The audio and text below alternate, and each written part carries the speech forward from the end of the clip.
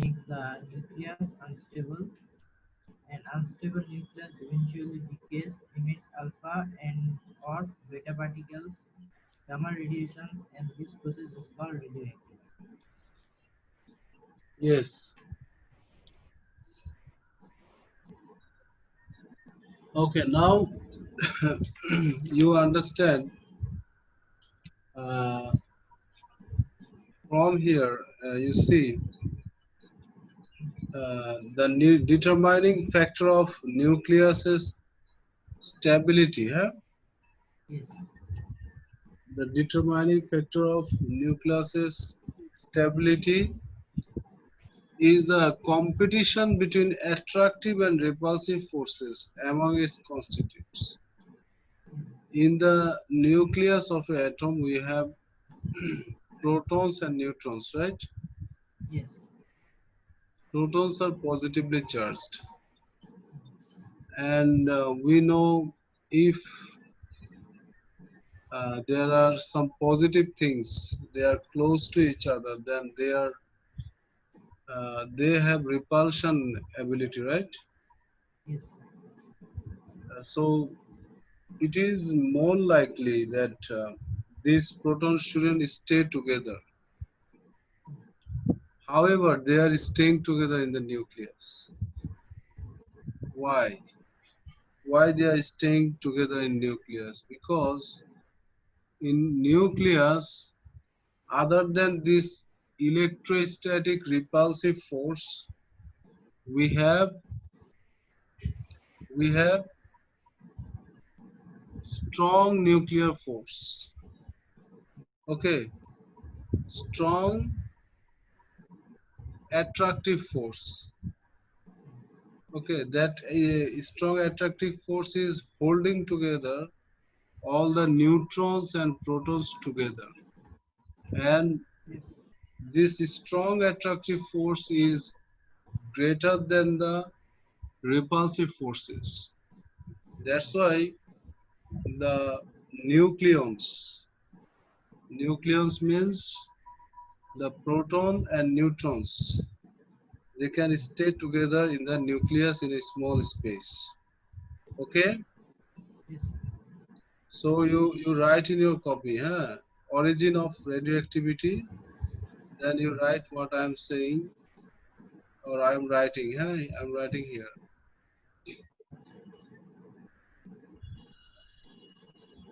Due to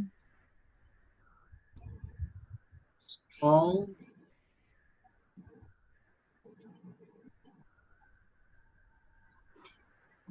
nuclear force,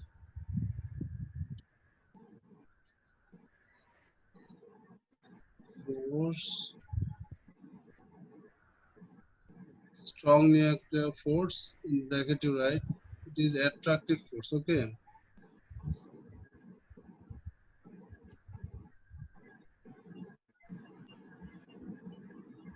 Yes.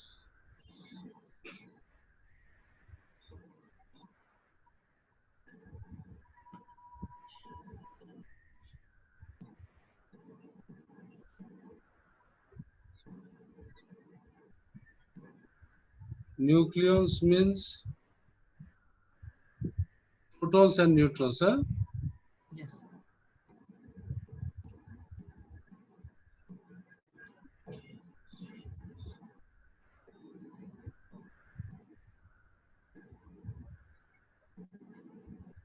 Because they are staying in nucleus, that's why they know as nucleons, right? Yes.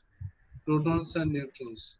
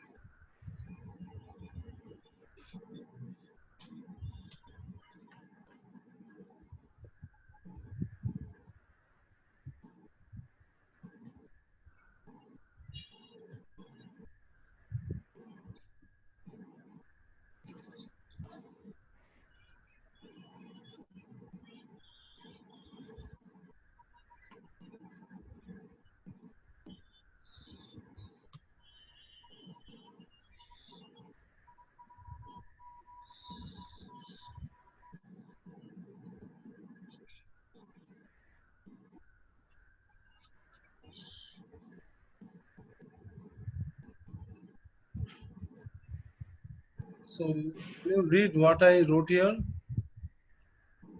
Due to strong nuclear force, attractive force between nucleons, protons and neutrons, they can stay together in nucleus by overcoming electrostatic repulsive force between protons.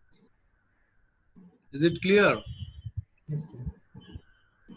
So it is the discussion of this part, the first part. In short, we wrote here. Now we are going to have another force. We discussed here two forces, right? One is electrostatic repulsive force, and another one is strong nuclear force or strong attractive force in nucleus. So there is another force, that is weak nuclear force, and this weak nuclear force is balancing or adjusting neutron proton ratio. Like we know carbon has two isotopes. One is carbon 14, another one is carbon 12, right? Yes. So carbon 14 has two extra neutrons, isn't it? Yes, sir. And that's why it is radioactive, and it wants to, the third weak nuclear force wants to balance or adjust this neutron proton ratio. Proton number is 6, but neutron number is 8. Then what it does, it does one experiment and reaction. It does one reaction that is like this. I'm writing here. So here you see the reaction. One neutron, the extra neutron have, that is breaking down. Yes. That is breaking down and producing one proton.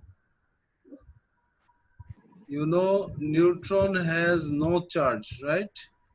Yes, sir. And its mass is 1. Then proton has one charge and one mass, right? It is plus, for proton it is plus, positive charge. And then we are having also one electron. Electron is negative charge and it does not have any mass number, right? And this electron is known as beta particle. Okay, Yes, sir. this electron is known as beta particle. Can you write this equation in your copy? Yes, sir.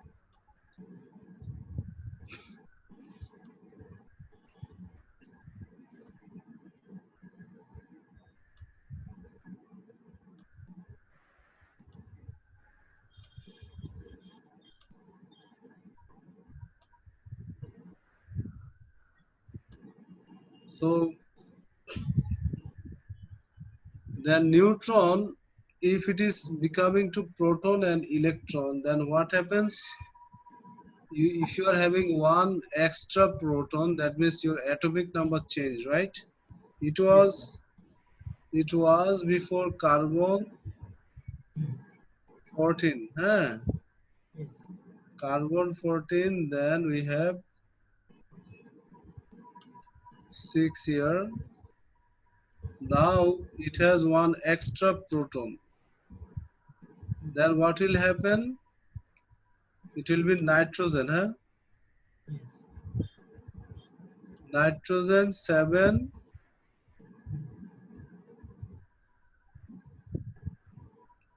right here 7, because one proton increased, right? Yes. If one proton increased, that means it's no more, it is carbon. It is now nitrogen. Yes. Is it clear? Yes, sir. Element changed. This is nuclear reaction. Now 14.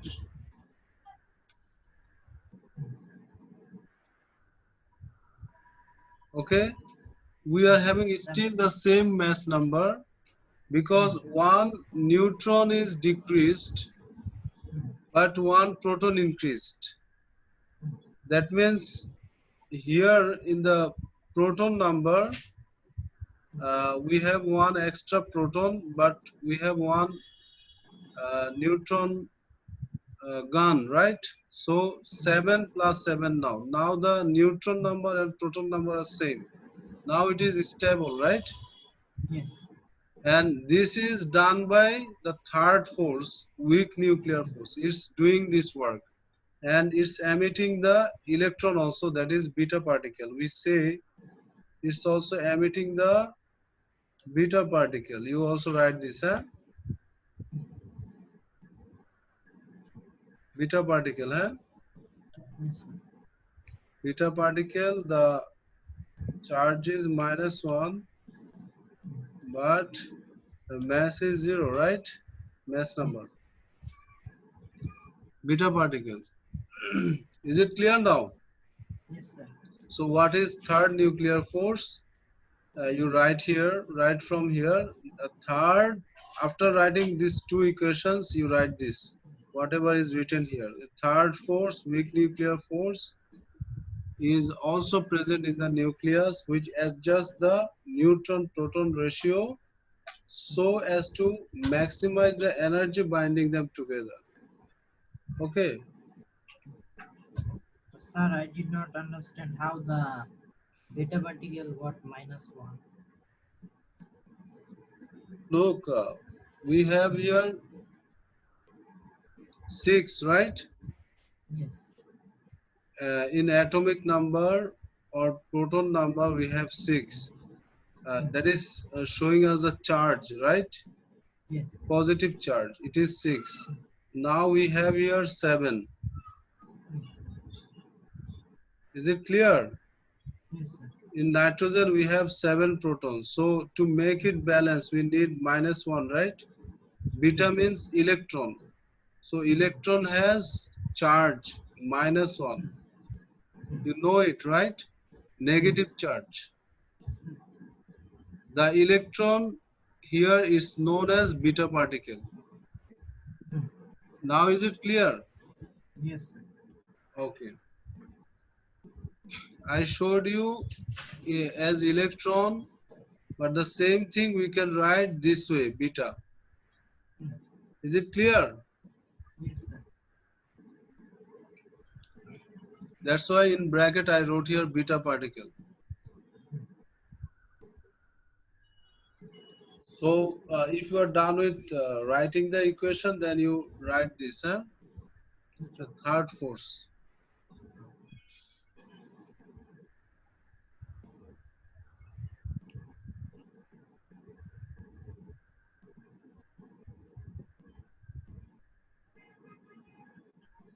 So here carbon-14 was unstable. By emitting beta particle, it's now becoming stable, right? It's Yes, becoming sir. nitrogen. And this process is called radioactivity. It is the origin of radioactivity. Is it clear now? Yes, sir.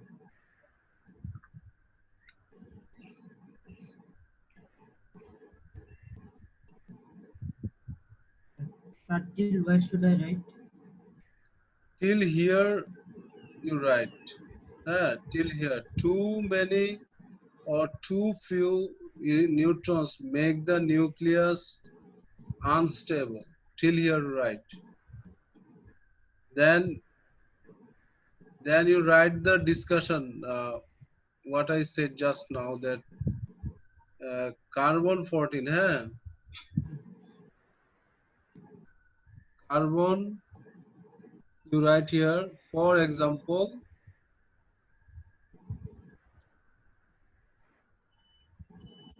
already we showed the equation, that's why you do not need to write that much.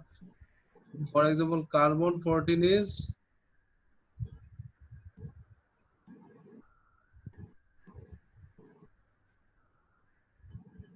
unstable, okay? Yes, sir.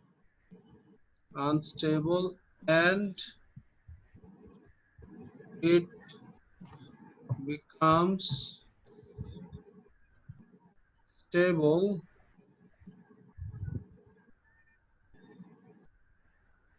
by emitting beta particle,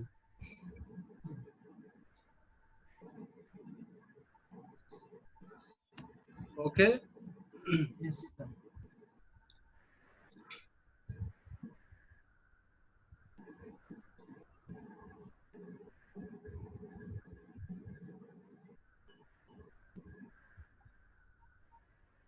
It is the process of radioactivity.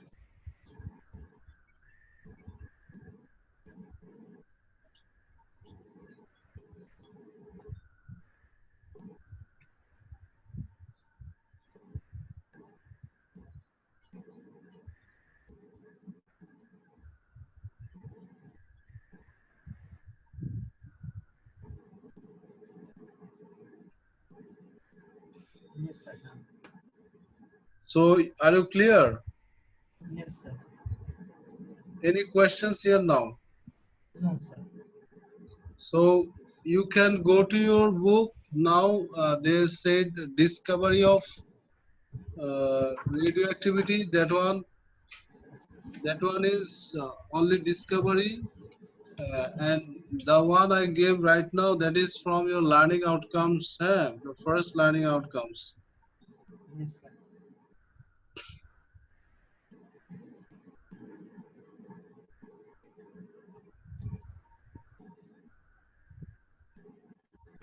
You see Marie Curie, Mm.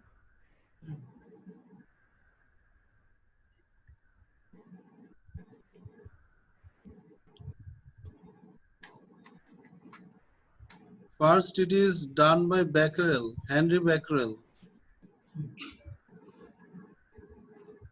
He found it from uranium compounds, Yes, sir. and later on Marie Curie and her husband worked on it, uh, and they worked polonium and radium.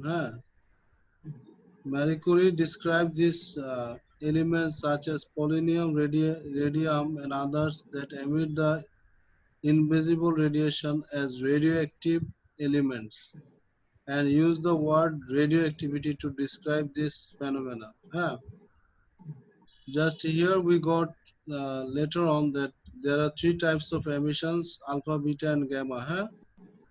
The three types of radiation are labeled alpha, beta, gamma, because the exact nature of these three types of radiation had not been identified at that time. So they did not they did not discuss about the any origin from where this radioactivity comes. Rather, they just describe the observation, right? Yes, And sir. uh, their name only came alpha, beta, gamma, not any other things details. So we got here in details. Okay, only the name of the scientist came who discovered the radioactivity. Is it clear? Yes, sir. So we are here now, done with radioactivity. Can you do not need to read, yeah, write it, only read it. We have the summary here. Can you read this part? The strong force. Can you read loudly? Which one, sir? The strong force holds atomic nuclei together. Uh, Then next, a force, and the weak force causes the radioactive decay. Okay, so these are the gist. Whatever we discussed before, these are the gist, right? Yes. Now we are having uh, random emission of radioactivity in direction and time. This is also important that radioactive emission is random.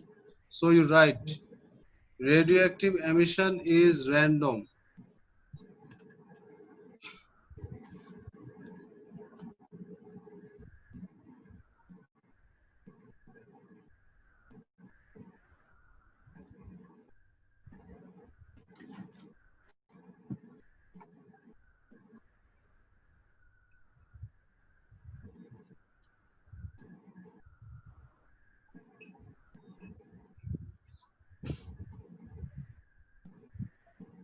Yes, sir.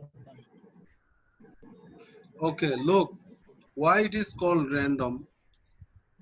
Here you see uh, all the nuclei of the radioactive substance have the same probability of undergoing radioactive decay.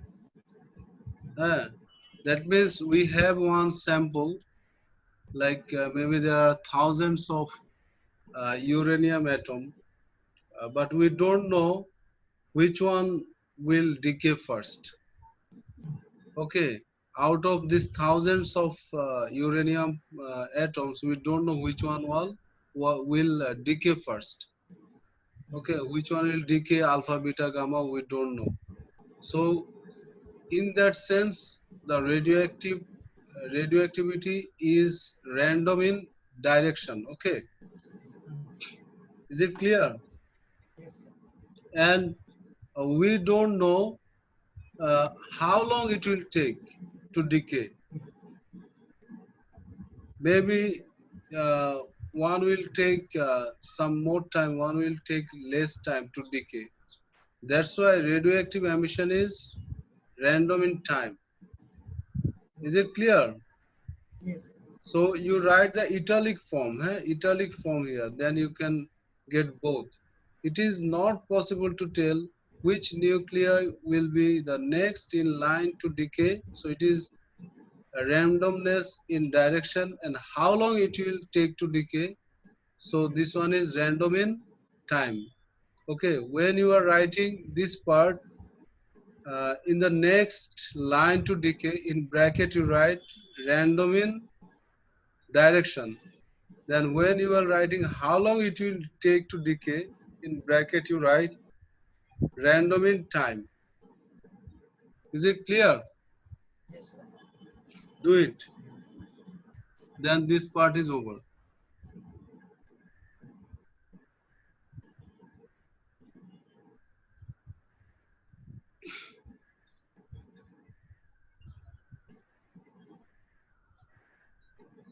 Yes, sir. Done. So we are done with the first one. We have now the second one, that is detection of radioactive emissions. You write this heading.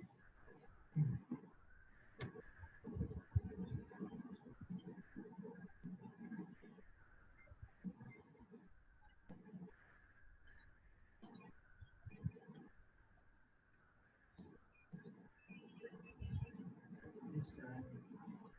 Are you done? Yes, sir. Okay, so you have access to Google Classroom now, right? Yes. So can you please go through? I am taking 5 minutes from you. So by this 5 minutes, you try to go through this. These are very easy descriptions. I will explain more. Hey? You just go through the detectors part till here. Yes, sir. Before characteristics. From there to modern detectors. Okay. Go on. This part. After 5 minutes, I'm coming back. So here you got that Geiger-Müller tube. It is used. It is Geiger-Müller tube uh, uh, works using the ionizing effect of radioactivity. Can you write this part only, huh? From here to here.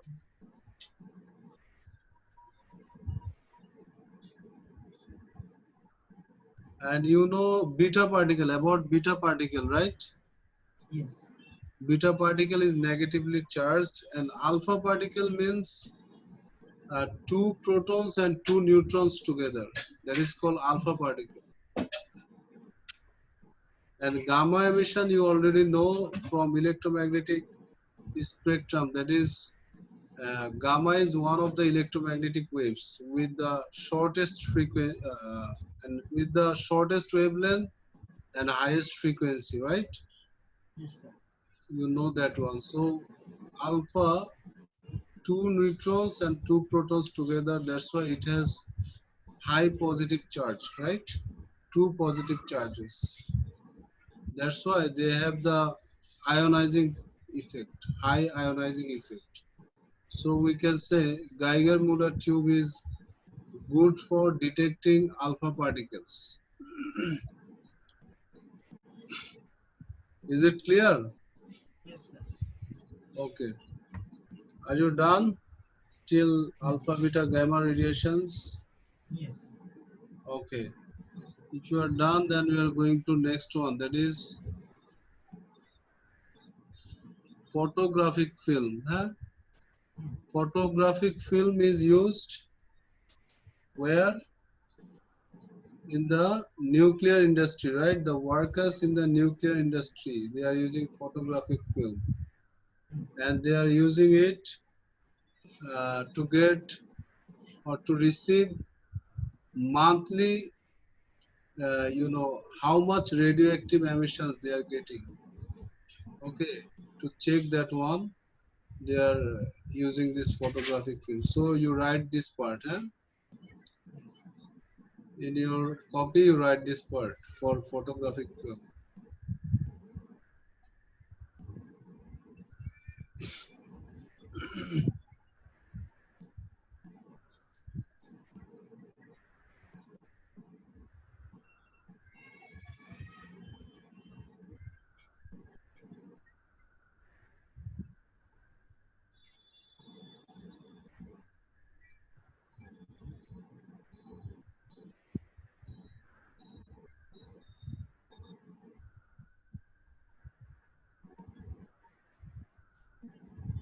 Yes, sir. Done.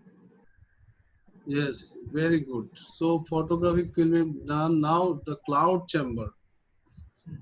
For cloud chamber, we are having some points here. Look, here also we are using the ionizing capacity. Huh? So this cloud chamber is also helping us to get the uh, or to detect the alpha particles most, right?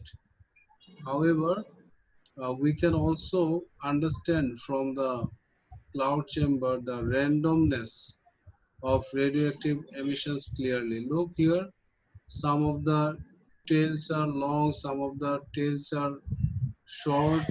So those are showing the energy, right? Yes, sir. Energy of the radioactive emissions, and some are changing the directions, right? Yes. So these are showing the randomness of radioactive emissions clearly. So here in cloud chamber, you write this.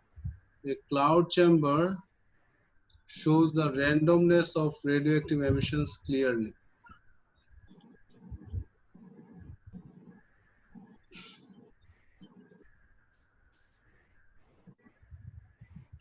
So done this one, 1 minute, sir. cloud chamber. Then we have some modern detectors. Modern detectors, scintillation detectors. This one you write from this here, scintillation detectors.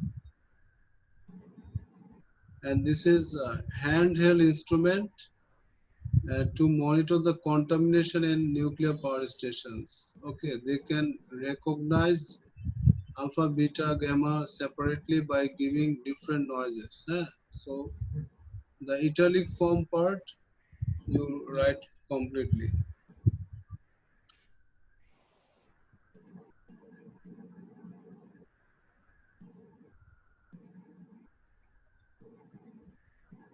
Can you repeat which one? Yeah, this one, the italic form part you write for modern detectors. The scintillation detectors, eh? Hmm.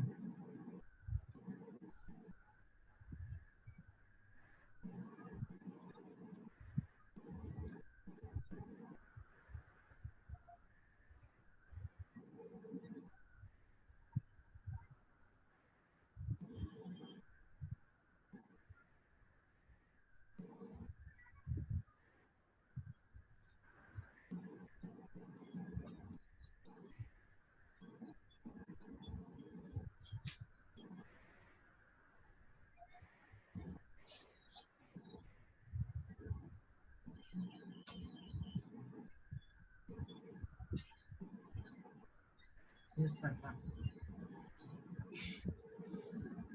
Okay, now solid state detectors, it is another of the modern detectors where we are using the computers, okay, for feeding data, huh? Yes. Is it clear? You do not need to write this one, just I gave you information, that's it. So we are done with detectors, okay. Here we have characteristics of three types of emission. Can you read them? First, Alpha particle consists of two protons and two neutrons and it is equivalent to a helium nucleus. It has a mass of 4U atomic mass units, 4 into the mass of proton and a charge of plus 2. That is, alpha particles travel up to about 1/10 of the speed of light. Beta particles are electrons emitted with varying speed which can be high as 9/10 of the speed of light. Like electrons, they carry negative charge of minus electron. Beta particles are much lighter than alpha particles. Gamma particles are electrostatic waves of very short wavelength. They are often emitted at the same time as a alpha or beta particles. Gamma rays, gamma rays are massless.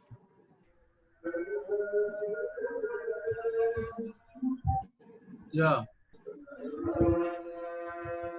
done. Yes, sir. So look at the table, huh? Here is the all discussions together, huh? You have to draw this table, huh? Yes, sir. And write all this on your copy. Right now. Sorry? Should I do it right now? Yes, yes.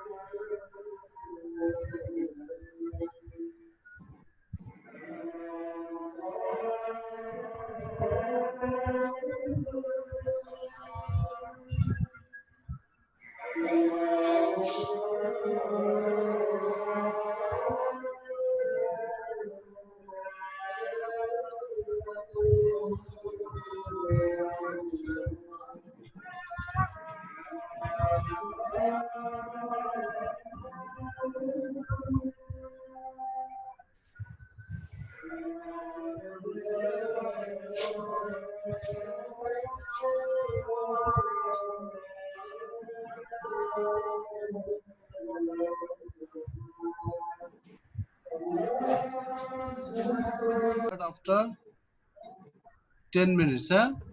Yes. 6:15, inshallah. Okay. Yes, sir. We will continue. You offer prayers, I also offer prayer at home. Yes, yes.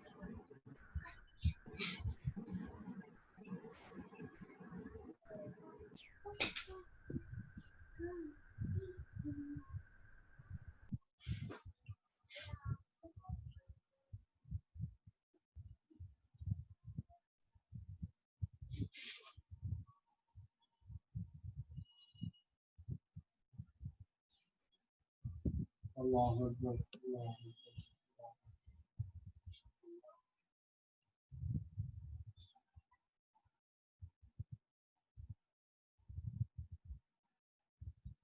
Allahu Akbar.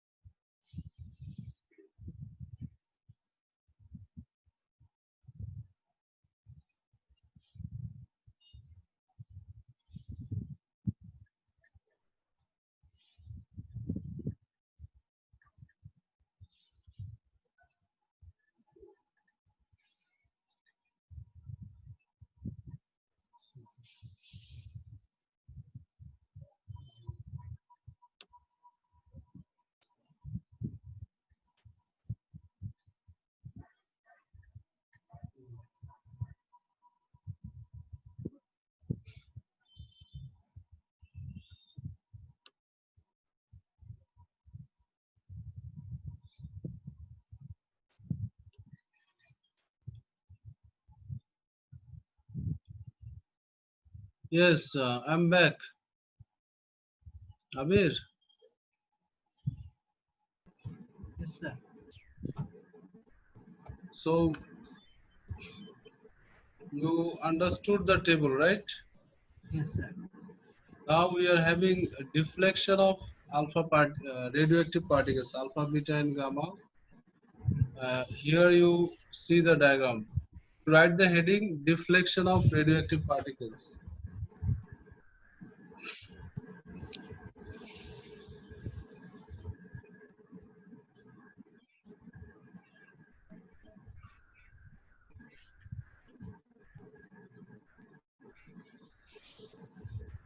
Yes, sir.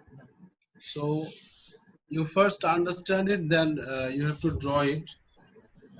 Look, we have here positive and negative. That means we have here one electric field. Yes. Okay, and from static electricity, you know, electric field lines are going from positive to negative, right? That's why the arrows are shown from positive to negative. Look, from up to down. Now, if we are giving alpha particles inside the electric field, then what happens? The alpha particles are bending. Why it is bending? Because alpha particles are repelled by positive and attracted by negative, right? Yes.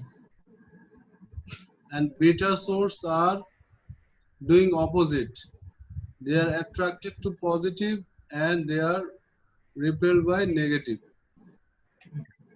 Gamma, they don't have any charge, that's why they are going straight, undeflected. Is it clear? Yes, sir. Now look, the bending of alpha and beta is different. Alpha is bending less and beta is bending more. Yes. Why? Because alpha is more heavier. Yes. Okay, something is heavy, it's tough to remove it, right, from any Yes. place. Yes. And beta is lighter, that's why it is bending more. And there is other information. Beta source we are showing two. Huh? If the beta particles they have more kinetic energy, more speed, then it will bend less. But the one with slower energy, less kinetic energy, that will bend more. So these are all the things about the deflection of all the emissions in electric field. So you draw this diagram, label this diagram, then you write the figure caption. Huh? Yes.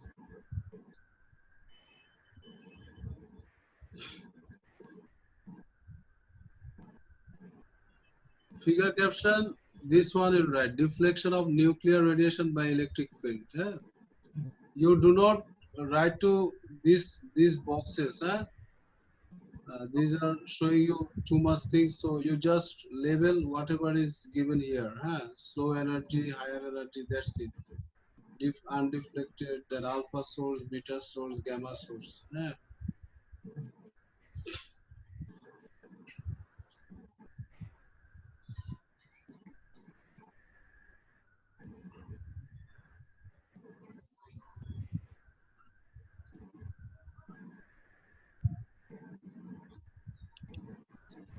Yes, sir. I'm not doing. You are done with the electric field, right? Yes. Now we are doing it in the magnetic field. Okay, look, try to understand it. Huh? First, it is left hand, Yes. Fleming's left hand rule. So this is part of electromagnetism. That one you are asking for. So Fleming's left hand rule, to understand, you should use your left hand. Are you Yes. ready with your left hand? Yes. So your left hand, the thumb is showing you the motion of the conductor. The index finger is showing you the magnetic field, and the middle finger is showing you the current. And they should be perpendicular to each other. You set your fingers in a way that they are making 90-degree with each other. Is it clear? Yes, sir. Now, field, magnetic field. These dots here, they are showing you the magnetic field. Okay, and these are showing magnetic fields, look, coming out of the page. Yes. So you make your index finger towards you. When you are making your index finger towards you, don't you should maintain the angles, huh, between the uh, index finger and middle finger, then thumb. You should maintain the angle. Okay, it is tough to make the field that is index finger towards you, but you have to do it. Okay, now what you will do for the alpha source. Yes. For the alpha source, the direction of alpha is from left to right, isn't it? Yes, sir. And for conventional current, we know it is from positive to negative, right? Yes. And alpha source is showing you conventional current flow. Okay, so the alpha source is going from left to right. You make your middle finger left to right.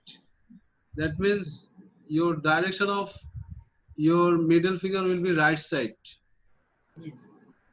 And you maintain the previous thing that your index finger is towards you. Is it clear? Yes. Then where is your thumb going? So it is like that. Hmm? Your thumb should go down. How, sir? Yeah. Your middle finger is going right.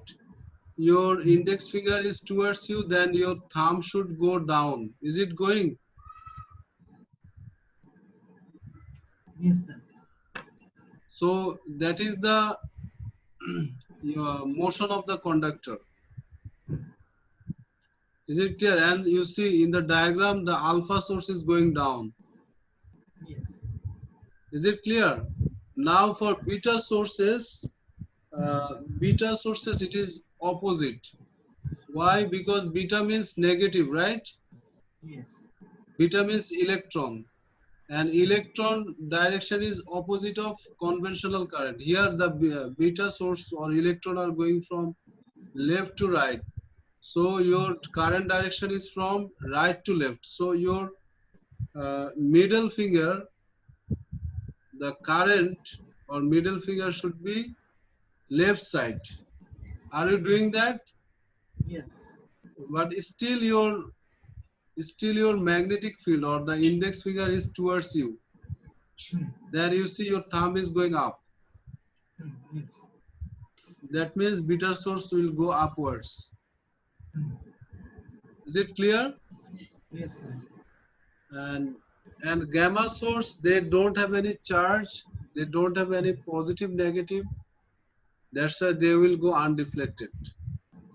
So if you are done, then draw this diagram and label all this, and you write the figure caption. Whatever is written here, effect of magnetic field in alpha, beta, gamma radiation, that one you write, and also write field. Beta field means magnetic field out of page.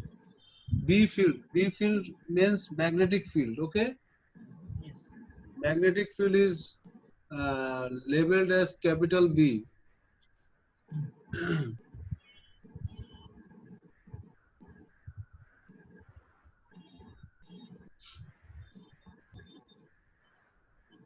Now we have half life. You give the heading half life.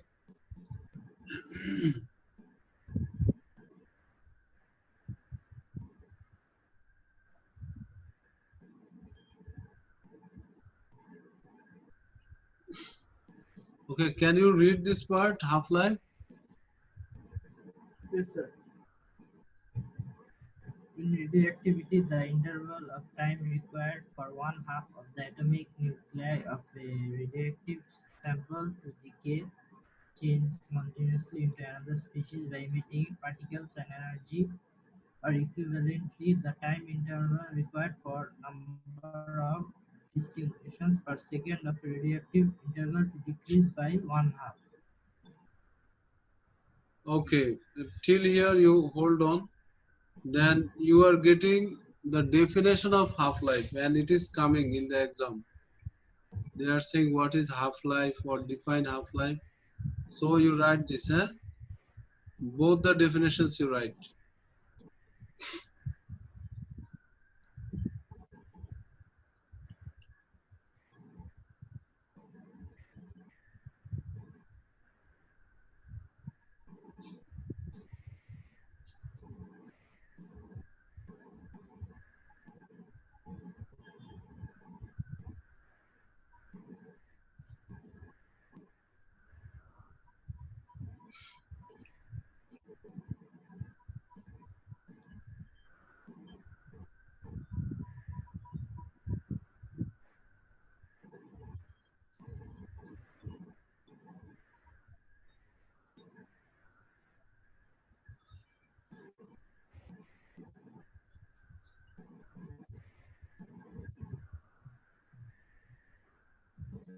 Yes, sir, done. Okay, very good. Now look, the explanation of this is written here. Can you read it? The radioactive isotope cobalt-60, which is used for radiotherapy, has, for example, a half-life of 5.26 years. Thus, after that interval, a sample originally containing 5 grams of cobalt-60 would contain only 4 grams of cobalt-60 and would emit only half as much radiation. After another interval of 5.26 years, the sample would contain only 2 grams of cobalt-60. Neither the volume nor the mass of the original sample visibly decreases. However, because the unstable cobalt-60 nuclei decay into stable nickel-60 nuclei, which remain with the still undecayed cobalt. Okay, wait. Now we have here the example of cobalt 60. You already know about carbon 14, right? How Yes, carbon 14 is converting to nitrogen, right? yes, So if you are having, for example, other than this cobalt, if you are having 8 gram of carbon 14 yes, and this carbon 14 8 gram after half life there will be only 4 gram carbon 14, okay, mm, 4 gram of carbon 14, then other 4 grams will be converted to nitrogen, yes, right? So yes, we are having in the sample at the beginning it is 8 gram, now also we are getting 8 gram, but 4 gram is now carbon 14 and 4 gram is now nitrogen.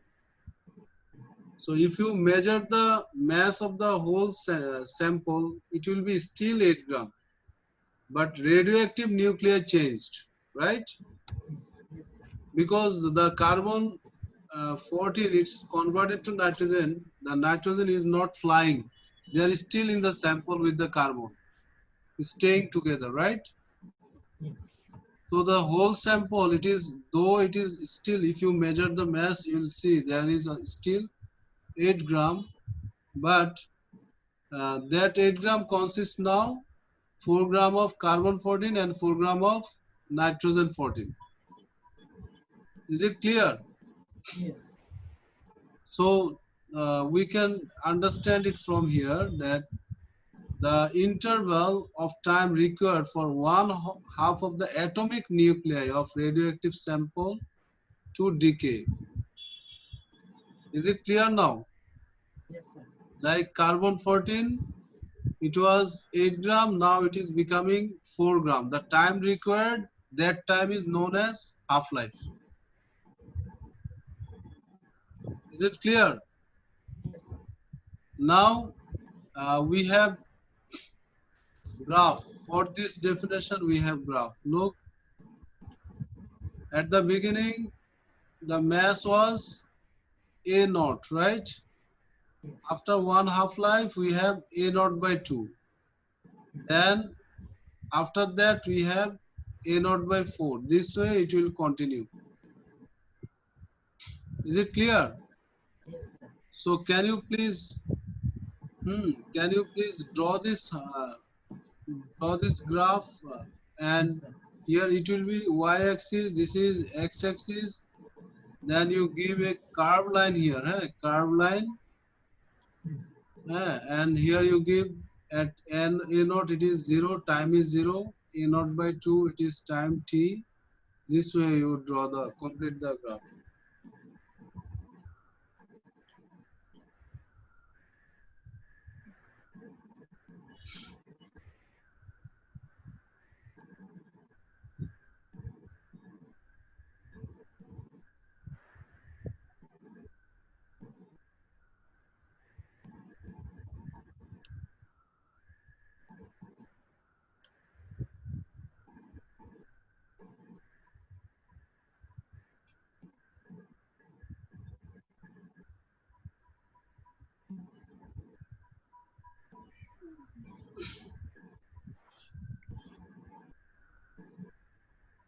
Are you done?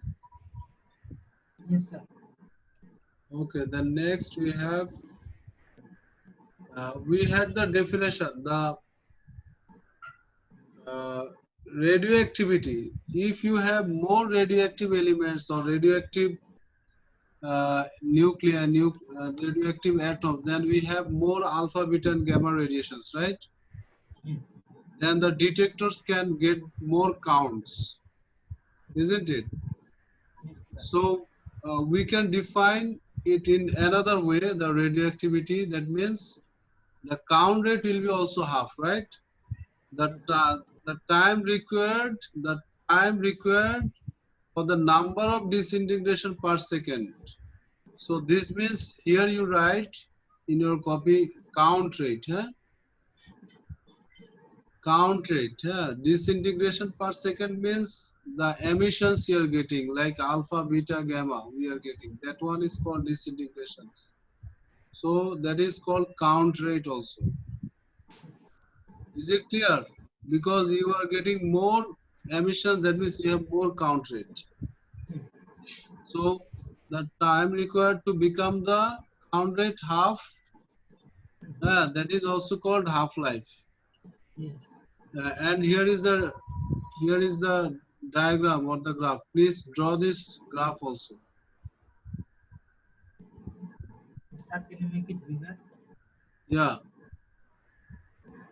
The time required for becoming the count rate half. Like here we have 40, isn't it? Yes, sir. And here we have 80. So the time required for becoming 80 to 40, the count rate, it is giving you 2 days, right? Yes. So your half-life is now 2 days. Is it clear? Yes, sir. Then you see from 40 to 20 to become 20, it is 4 days, right? Isn't it? Yes, sir. So half-life is 2 days. This way we can calculate from the graph. So draw this graph.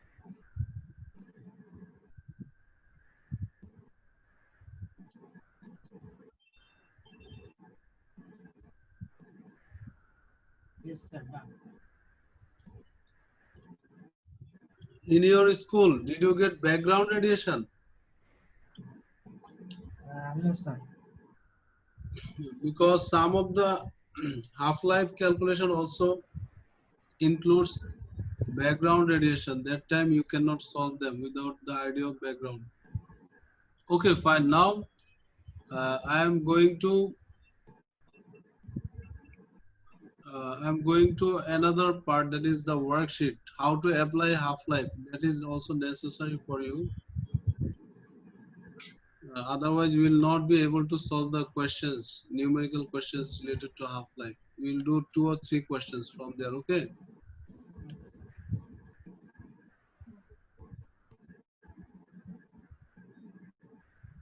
Okay. So this one, 11. What is the answer? Read the question loudly. A sample contains atoms of an isotope that has a half-life of 7.2 years. So which quantity halves every 7.2 years?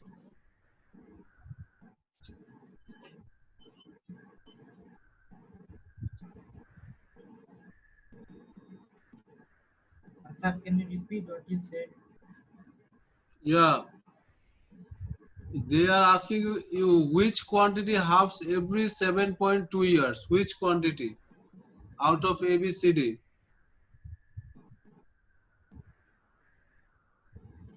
Is it mass of the sample, or nucleon number changed, or number of atoms of the isotope, or the proton number changed?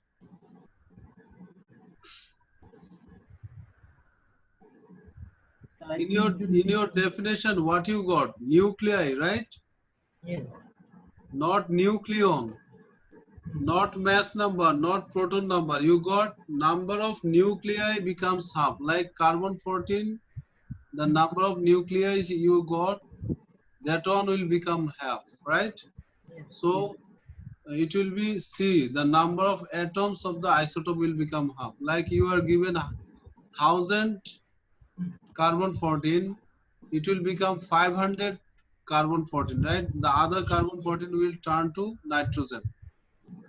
Is that clear? Yes, sir. So for 11, the answer is C. If someone is writing the number of nuclei, then it is also correct. So you write in your copy MCQ 11. It is related to half-life, and C is the answer. And instead of atoms, we can also write nuclei, number of nuclei of the isotope. NuCl, nuclei. Nuclei Yes, is sir. the I know. proton is the nuclei is the plural of nucleus. So this one you understand. Take 12. Which Yes, one sir. is the correct answer?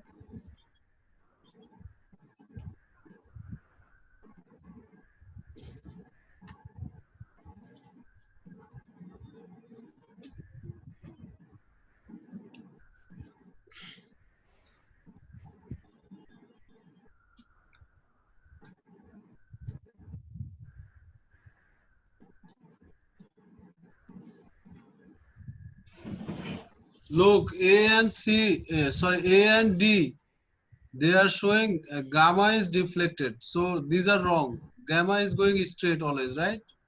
Yes. So we will now focus in B and C. Which one will be correct? Sir, it will be B. Yes, well done. Why B? Because alpha is deflecting less and beta is deflecting more, right? Yes. Yeah. Now 14.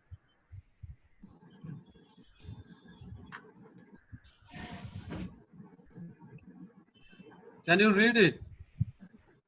A freshly made sample of a radioactive material gives a count rate of 8,000 counts per minute.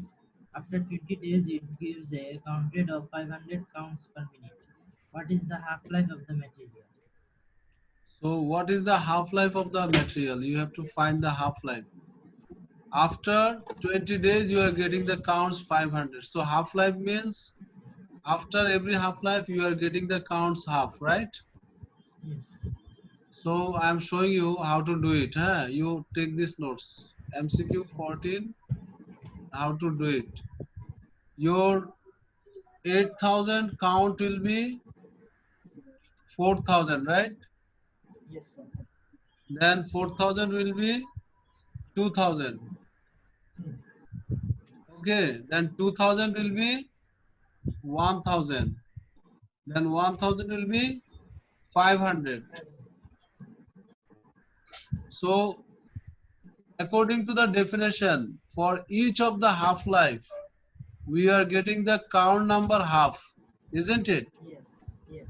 So in between this change, count rate change, how many half-lives we are getting? Here we are getting 1, then 2, then Five. 3, then 4. So how many half-lives you got? 4. So you write here 4 half-lives. 4 half-lives. And for these 4 half-lives, we took 20 days, right? Then 1 half-life,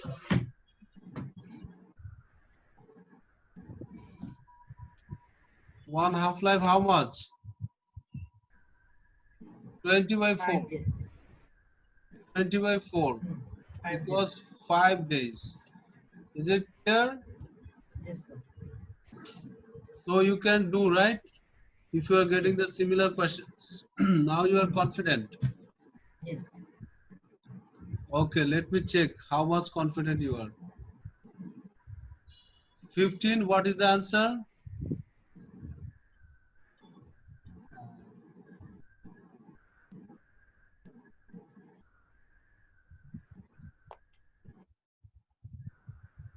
Number of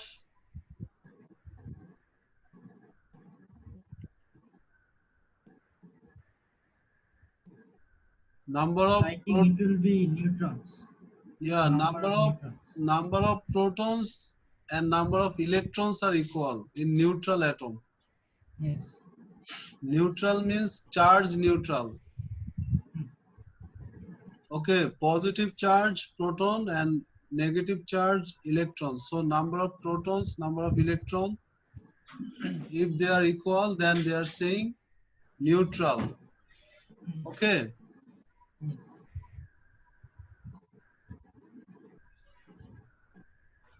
is it clear?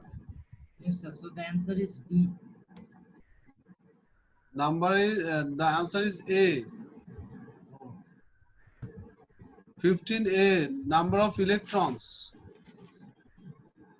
because they are saying proton number of a neutral atom of a radioactive isotope. So that is electron, number of electrons are Yes, equal. yes. Hmm. Then 16, what is the answer?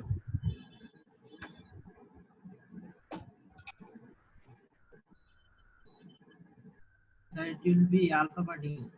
No, electromagnetic radiation is gamma. Alpha is particle, beta is particle, but gamma is radiation. Hmm. Okay, Yes. this is one of the electromagnetic spectrum part, right? Gamma. Yes. Okay, now 18. It's related to half-life. Hmm.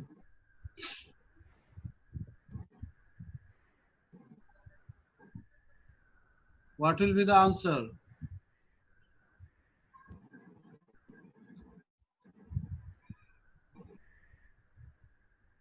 I don't know, sir.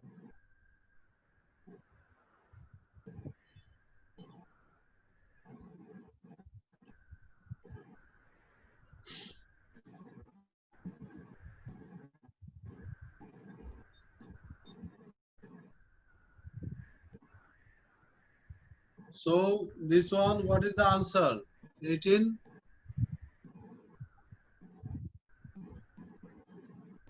18, the answer is C, right? Number of carbon-14 nuclei will be half and the decay rate will be half. Is it clear? Yes, yes, sir. Okay.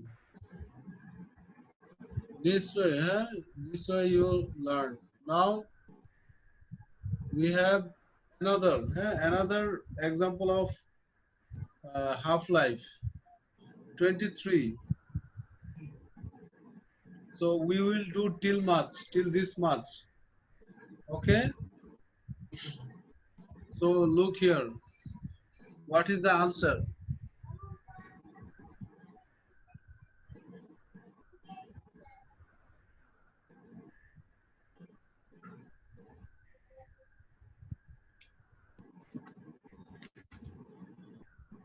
Can you use the technique we used before? Yes, sir.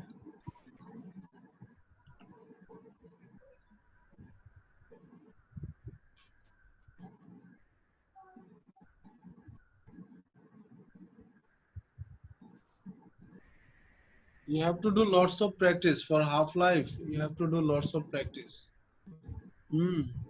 Otherwise, you cannot answer correctly.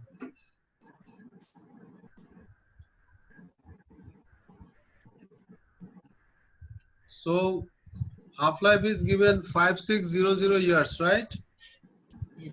And after 16,800 years means how many half-lives? 16,800 divided by 3, huh? Or you can say divided by 5600, 5600. So it is coming 3, right? Yes. 3 half-lives, you're right. 3 half-lives. Now you got the count rate Yes. or you got the number of nuclei. Whatever you got, you do the same way. So here you got number of nuclei, 9 into 10 to the power 16. So you make your life easier, you just write 9, eh? Not power 16. Power 16 will always come.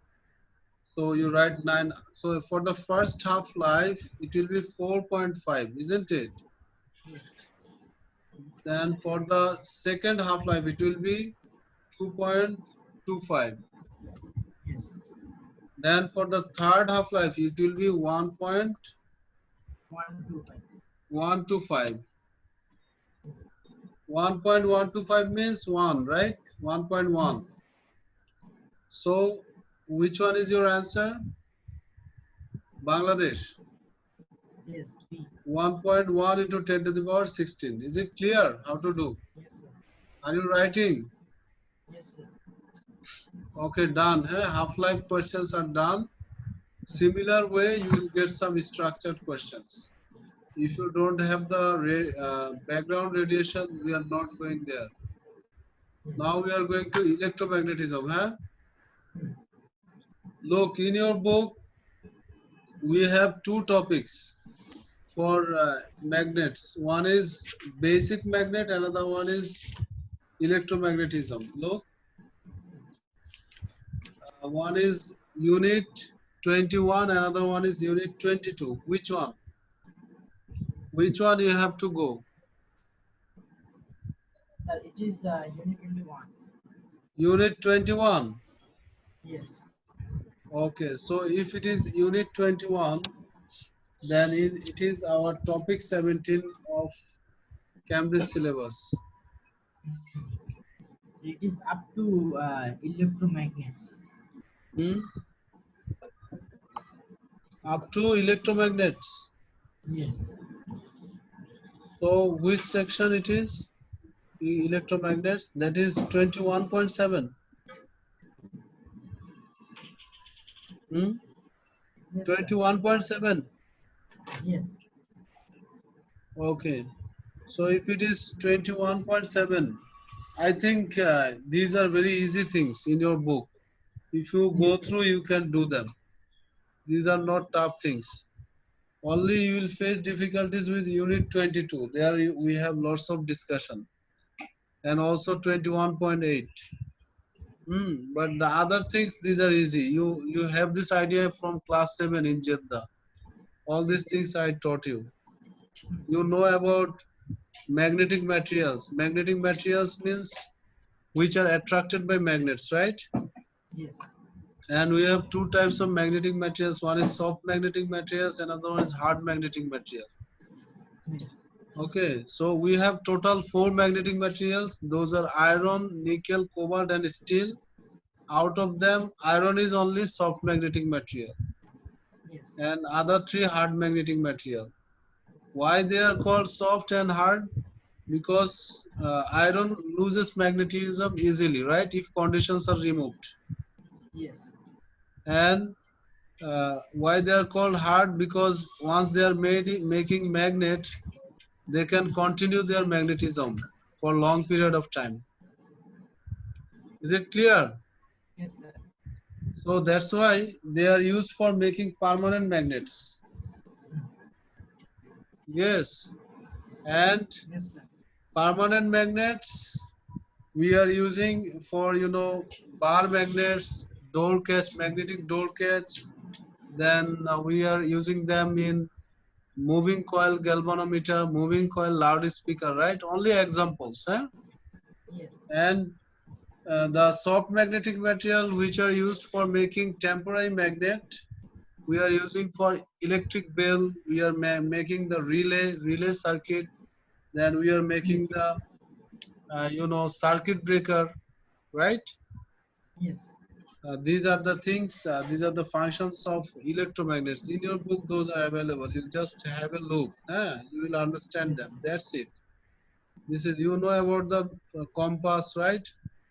Magnetic Yes. field lines start from north into the south, isn't it? Yes. Hello?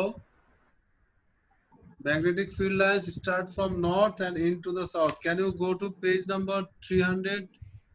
You see magnetic fields and plotting compass 338. Magnetic field lines are closest at the poles. Magnetic field lines never cross over, right? Yes. So these are the properties of magnetic field lines. Just learn them, huh? Yes, sir. This is easy, you can answer them.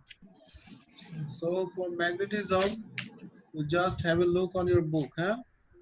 Yes. Did you attend the class of school? Yes, sir. I did few classes. I didn't do all. So if you have the lecture of those classes, that will help you how the teacher taught you. Okay, look Yes, sir. 338, we have magnetic field lines. Ah, then how can we magnetize? How can you demagnetize? This one also we discussed in class 7, right? Yes. Class 7, class 8 we discussed. So how can we magnetize? By passing direct current, right? Yes. Or by stroking method. That is available in page number 336. Stroking method, then making a magnet electrically. Huh? Is it clear? Yes, sir. So read all this, huh? Okay, sir. Read all this. Then you have here page number 340. Check 340. We have magnetic field lines. Yes. What is the shape of magnetic field lines? You saw them? Yes. How the field lines are going? Yes. You always remember it's going from north to south. Hmm. You see, if you are having two north poles, how they are behaving. 21.26. This figure is showing you, right? Two north poles are together. Is it? Yes, sir. Then you see figure 21.27. Hmm. Yeah. If north and south pole are bringing